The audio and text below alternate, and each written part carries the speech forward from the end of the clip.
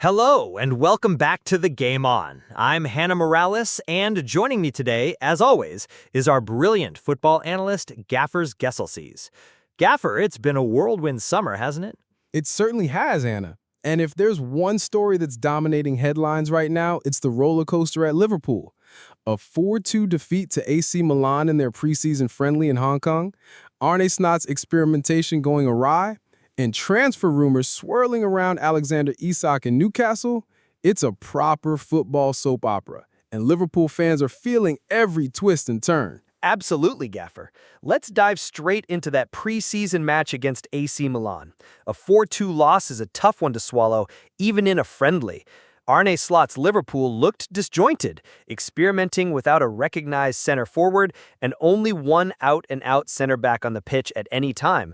What went wrong out there in Hong Kong? Oh, Hannah, it was a bit of a wake-up call for Liverpool, wasn't it? Arne Slot's clearly using preseason to test new ideas, but this match showed the risks of too much tinkering. Without a proper striker, Liverpool struggled to convert their possession into clear chances. Florian Wirtz played as a false nine in the first half, and Ben Doak took that role in the second, but neither could provide the focal point up top. Then defensively, it was a mess. Only one true center back on the pitch, and Virgil van Dijk got exposed by Rafael Leao from Milan's opener. 3 of Milan's 4 goals came from counterattacks, and Liverpool's makeshift defense just couldn't cope. That first goal was a stunner, wasn't it? Leao powering into the box after a pinpoint pass from Christian Pulisic, and then that cheeky nod to Diogo Jota in his celebration. But let's talk about the positives, Gaffer. Dominic Szoboszlai stood out, didn't he? That goal he scored was pure class. Absolutely, Hannah. Szoboszlai was the shining light in an otherwise sloppy performance. The Hungarian was conducting that untidy midfield like a maestro, and his goal, a bending beauty into the top right from the edge of the box, was a moment of magic. He got a bit of help from 16-year-old Rio Nugmaho, who created the space for that strike. That lad's got some serious talent. Fearless, taking on defenders, and showing he's ready for senior minutes. Liverpool fans should be excited about him. Nugmaho's definitely one to watch, and at just 16, he's already making waves. But back to the bigger picture, Arne Slot's experimentation. Playing without 2 proper center backs, using Wirtz and Doak as false nines, and giving Jeremy Frimpong a more advanced role on the right. Is this a sign of Slot's vision or just preseason chaos? It's a bit of both, Hannah. Slot's trying to imprint his style on this Liverpool squad. High pressing, fluid attacking, and versatile players. But without a recognized striker, it's like trying to bake a cake without flour. Wirtz showed some lovely touches in the false nine role, but there was no one to finish off his work. Frimpong looked lively dribbling up the right, but he was let down by the lack of a target in the box. And defensively, the decision to play only one center back at a time, whether it was Van Dijk in the first half or Tsimikas and Konate in the second, was a gamble that backfired. Milan's counterattacks, led by Rafael Leao, Loftus-Cheek, and Okafor, just carved them open. That first late mix-up between Tsimikas and Georgi Mamardashvili for Milan's 4th goal. Ouch! Lucas Leiva and Sami Hypia, speaking to Liverpool TV, didn't hold back, did they? Leiva called out the lack of fitness and the absence of players running in behind, while Hypia pointed to poor counterpressing. Is this a cause for concern or just preseason rust? It's mostly rust, Hannah, but there's a warning sign here. Leiva's spot on. Liverpool looked leggy, and without Darwin Núñez or Luis Diaz, who've been training in that striker role, they lacked that penetrating run in behind. Hypia is right about the counterpressing too. Slot's system relies on winning the ball back quickly, and they were nowhere near sharp enough. But let's not panic, Hannah. It's preseason, and Slot's got games against Yokohama FM and Bilbao, plus the Community Shield against Crystal Palace on August 10th to iron this out. The late withdrawal of Joe Gomez with an Achilles issue didn't help either, forcing Tsimikas and Ryan Gravenberch to fill in at center back. That's not ideal. Speaking of strikers, Liverpool's new signing, Hugo Ekitike, wasn't in the matchday squad against Milan, but he's out in Asia with the team. A £79 million move is a big statement. How do you see him fitting into the squad, and can he solve their attacking woes? Ekitike is a massive coup, Hannah. At 23, he's got pace, physicality, and a knack for scoring. Exactly what Liverpool needs to replace that missing focal point. He wasn't in the squad against Milan, likely to give him time to settle in, but Slot will be looking to him to lead the line against Yokohama and Bilbao. The Athletic reports that this deal was months in the making, with Liverpool fending off rivals to secure him. If Ekitike can hit the ground running, he could be the key to unlocking Slot's attacking vision. Pair him with the creativity of Wirtz, Szoboszlai, and Mo Salah, and you've got a mouth-watering attack. It's exciting to think about, but Liverpool's transfer activity doesn't stop there. They've been heavily linked with Newcastle's Alexander Isak, who's told his club he wants to explore his options. Liverpool have shown interest even after signing Ekitike, but Newcastle's valuation is a whopping £150 million. What's the latest on that saga, Gaffer? Oh, this one's a blockbuster, Hannah. Alexander Isak is one of the Premier League's top strikers.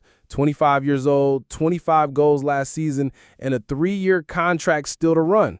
But he's made it clear he's open to a move, even skipping Newcastle's preseason tour of Singapore while nursing a minor thigh injury. Liverpool have been sniffing around, reportedly willing to go as high as £120 million, but Newcastle's Saudi owners are holding firm at £150 million. Eddie Howe's hopeful Isak will stay, but The Athletic confirms that the final call rests with the public investment fund, not Howe.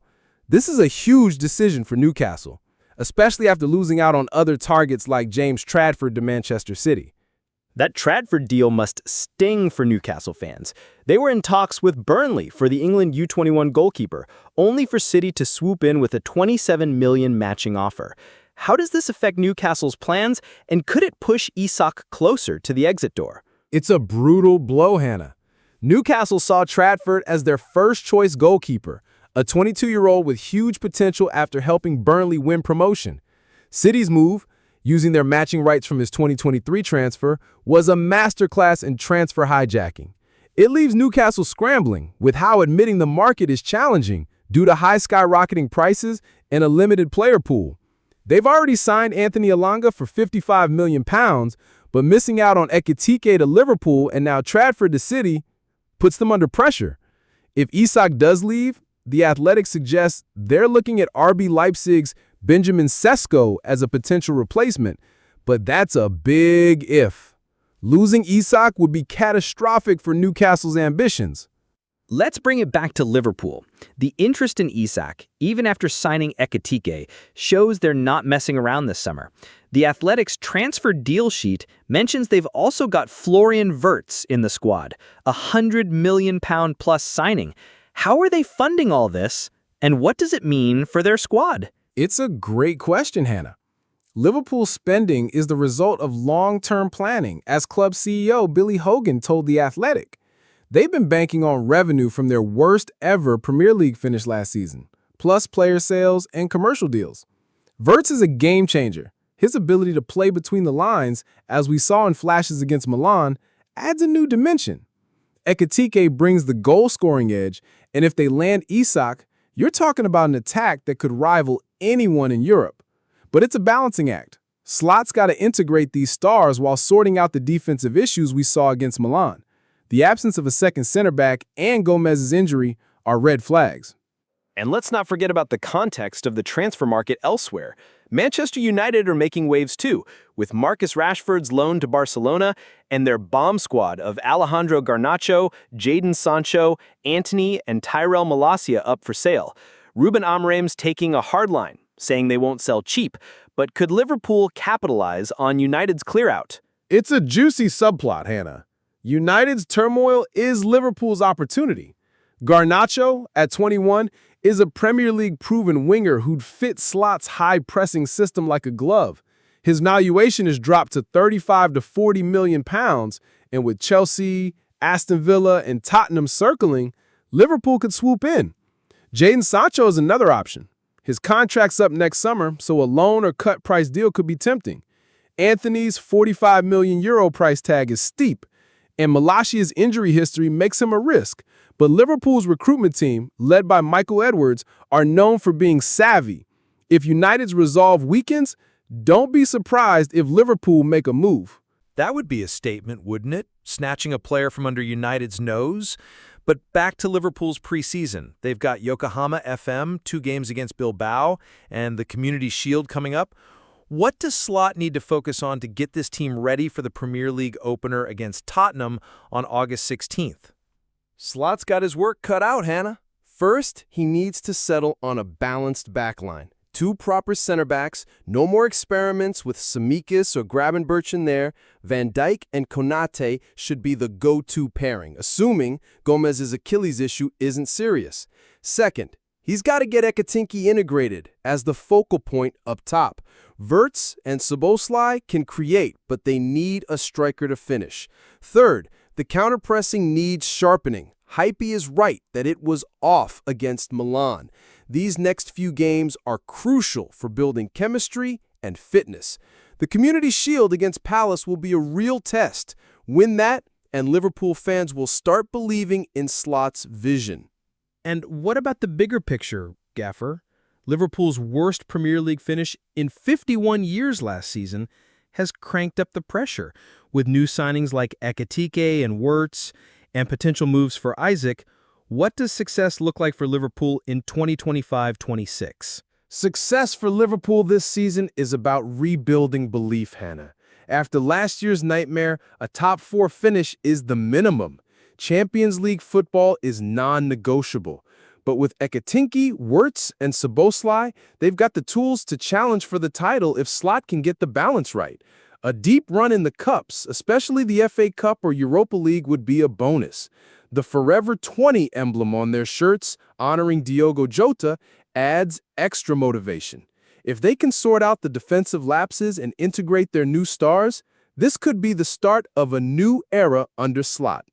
It's an exciting time to be a Liverpool fan, despite that Milan defeat.